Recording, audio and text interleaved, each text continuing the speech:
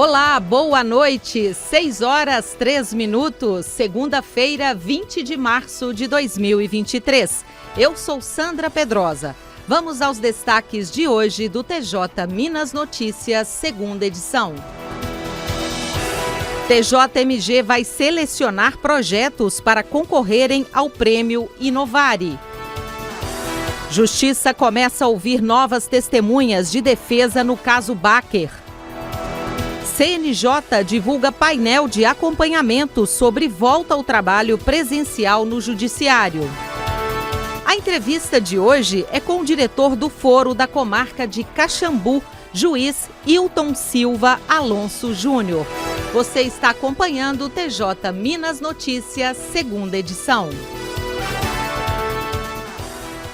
TJMG vai selecionar projetos para concorrer ao Prêmio Inovare. As informações com a repórter Flávia Carneiro.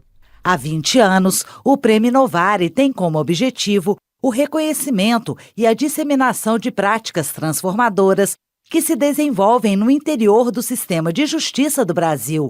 Mais do que reconhecer, o Inovare busca identificar ações concretas que signifiquem mudanças relevantes em antigas e consolidadas rotinas e que possam servir de exemplos a serem implantados em outros locais. Nessa segunda-feira, o presidente do TJMG, desembargador José Arthur Filho, recebeu o consultor do Prêmio Inovare, Matheus Tavares Mendes. Os membros do Poder Judiciário, interessados em apresentar práticas inovadoras que beneficiem a Justiça do Brasil, devem acessar o site e conhecer o regulamento e até o dia 8 de maio preencher a ficha de inscrição. Segundo o presidente José Arthur Filho, o TJMG já selecionou alguns projetos que serão inscritos na premiação. Nós vamos apresentar uns 8 ou 10 projetos inovadores do tribunal, especialmente na área social, nessa área que eu digo que é o braço social do tribunal e a área de inclusão social. E vamos fomentar que os juízes, servidores, etc., apresentem também outros projetos que possam concorrer ao Prêmio Inovare. O consultor do Prêmio Inovare, Matheus Tavares Mendes, falou sobre a importância da premiação. O tribunal, na pessoa do seu presidente, da presidência, possa fomentar os magistrados, juízes e desembargadores a participar, a concorrer ao Prêmio Inovare esse ano, que é um prêmio de extrema relevância para o Poder Judiciário, que eles possam fazer um diferencial, trabalhar de forma diferencial para prestar, então, uma jurisdição mais eficaz, mais ágil, mais inclusiva, oferecendo ao jurisdicionado um trabalho ainda melhor. Participaram também da reunião, realizada na sede do TJMG em Belo Horizonte, a desembargadora Maria Lúcia Cabral Caruso, juízes auxiliares e servidores. Do Tribunal de Justiça de Minas Gerais, Flávia Carneiro. A Justiça Mineira pretende ouvir 60 testemunhas de defesa no processo que apura a contaminação pela cerveja belo-horizontina da Baker. As audiências começaram hoje no Fórum Lafayette, em Belo Horizonte. Foram ouvidas somente 2 testemunhas das 6 previstas para hoje. Os próprios advogados que haviam indicado as testemunhas desistiram e elas foram dispensadas. As audiências serão retomadas amanhã, com a previsão de 6 testemunhas serem ouvidas, entre elas a gerente de RH da Baker.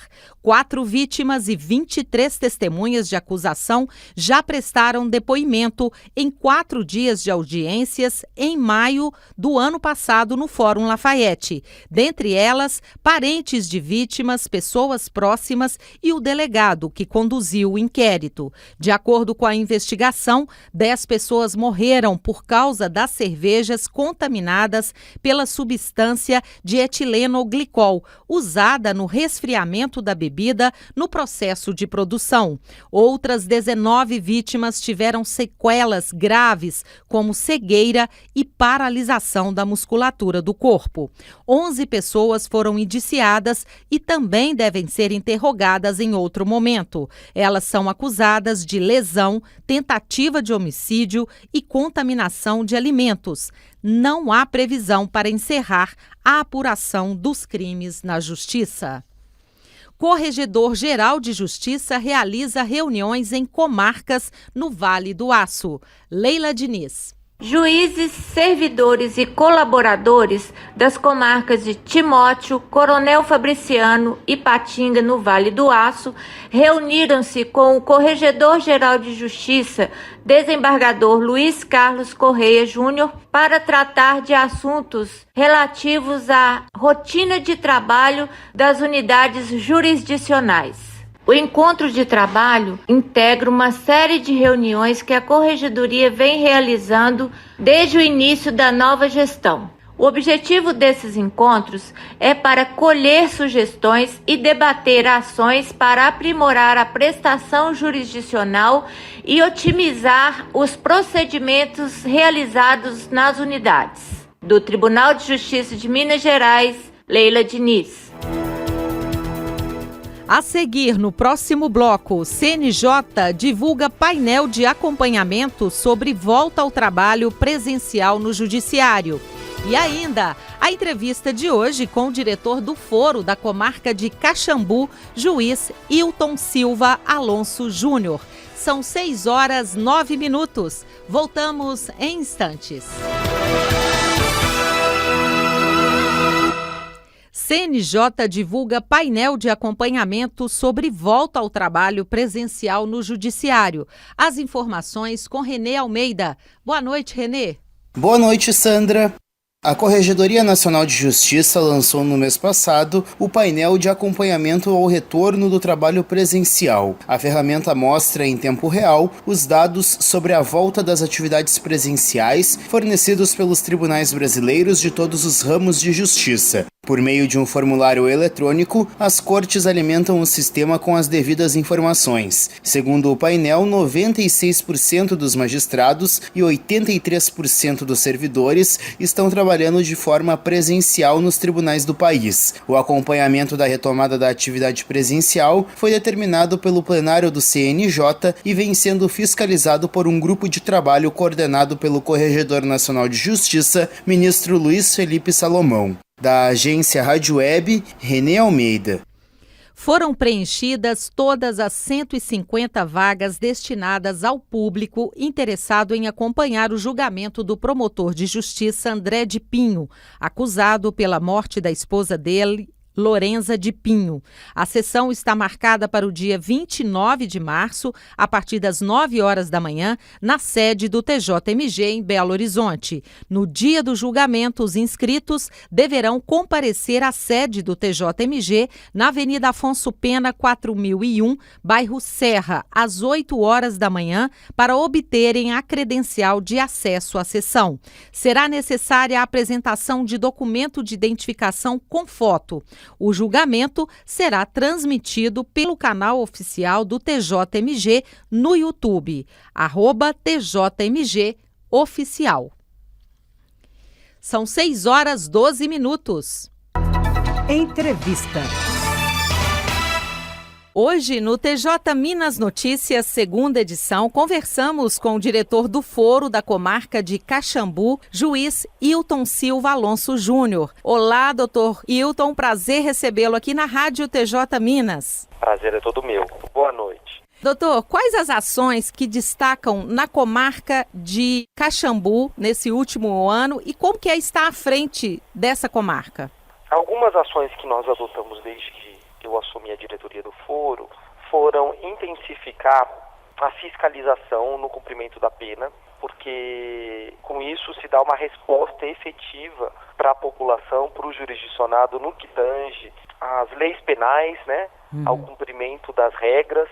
Então, com uma parceria que se fez com a Polícia Militar, costuma fiscalizar com assiduidade o cumprimento das restrições, sobretudo quando se trata de prisão domiciliar. E isso tem tido um efeito muito positivo, tem evitado a reincidência, tem evitado o descumprimento e assim o processo de execução de pena tem avançado para o seu fim. Então causa também uma sensação de segurança e de uma resposta do Estado à população, que é necessária. E como estão os trabalhos no Sejusc e qual a experiência de vocês?